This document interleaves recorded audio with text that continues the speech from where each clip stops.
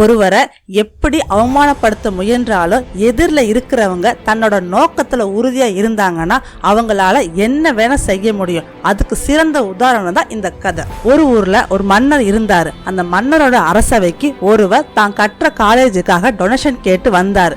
உடனே மன்னரும் நிதிதான இந்தா அப்படின்னு சொல்லி தன் காலில் இருந்த ஷூவையே வந்தவர் மேல வீசி எரிஞ்சிட்டாரு.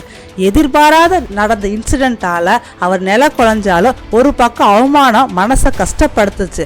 இருந்தாலும் ஒரு நல்ல விஷயத்துக்காகத்தான் நம்ம அவமானப்படுத்துறோம்னு சொல்லி மனசை தேத்துக்கிட்டு மன்னருக்கு தேங்க்ஸ் சொல்லிட்டு கிளம்பிட்டாரு. மன்னருக்கு உடனே ஷாக் ஆயிட்டாரு. என்னடா இது, நம்ம போய் அவமானப்படுத்திருக்கோம், ஆனா நமக்கு தேங்க்ஸ் சொல்லிட்டு கிளம்புறாருன்னு சொல்லி ஒண்ணுமே புரியல. அந்த டைம்ல பாத்தீங்கன்னா வெளியில ஒரே சத்தமா இருந்துச்சு. உடனே அமைச்சரை கூப்பிட்ட மன்னர் என்ன அங்க சத்தம் சொல்லி கேட்டாரு. அதுக்கு அமைச்சர், நீங்க எரிஞ்ச ஷூவத்தான் அவ ஏலம் போட்டுக்கிட்டு இருக்கா மன்னா அப்படின்னு சொல்லிட்டாரு. அதை கேட்டதுமே மன்னருக்கு ஒரு எக்ஸைட்மெண்ட். நம்மளோட ஷூ வந்து ஏலம் போகுதா, எவ்வளவு போகுதுன்னு சொல்லி அவர் தெரிஞ்சுக்கணும்னு ஆசைப்பட்டாரு. உடனே அமைச்சர்கிட்ட எவ்வளவு போகுதுன்னு சொல்லி கேட்டாரு.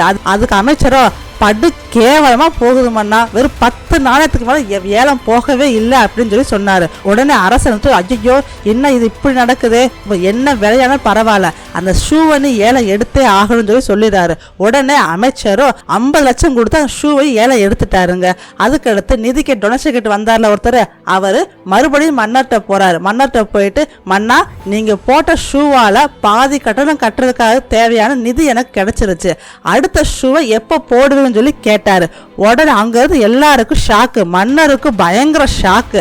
ஆனா இருந்தாலும் வந்தவருடைய சாமர்த்தியத்தையும் சகிப்பு தன்மையை எண்ணி தானே அந்த காலேஜை வந்து கட்டி தர்றதா அவருக்கு வாக்கும் கொடுத்தாருங்க. பாத்தீங்களா, அவமானத்தை யாரு ஒருத்தவங்க அவமானமா நினைக்கிறாங்களோ அவங்களால கண்டிப்பா வாழ்க்கையில ஜெயிக்கவே முடியாதுங்க.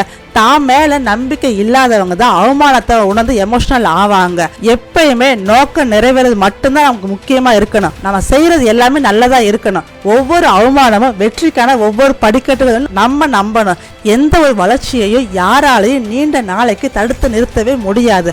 அவமானம்ன்றது ஒரு விதமான மூலதனம் தாங்க. ஓகே ஃப்ரெண்ட்ஸ், இந்த வீடியோ பிடிச்சிருந்தா மறக்காம லைக் பண்ணுங்க. பிளஸ் மேல இன்ட்ரெஸ்டிங்கான வீடியோஸ் இந்த சேனலை மறக்காம சப்ஸ்கிரைப் பண்ணுங்க. நன்றி, வணக்கம்.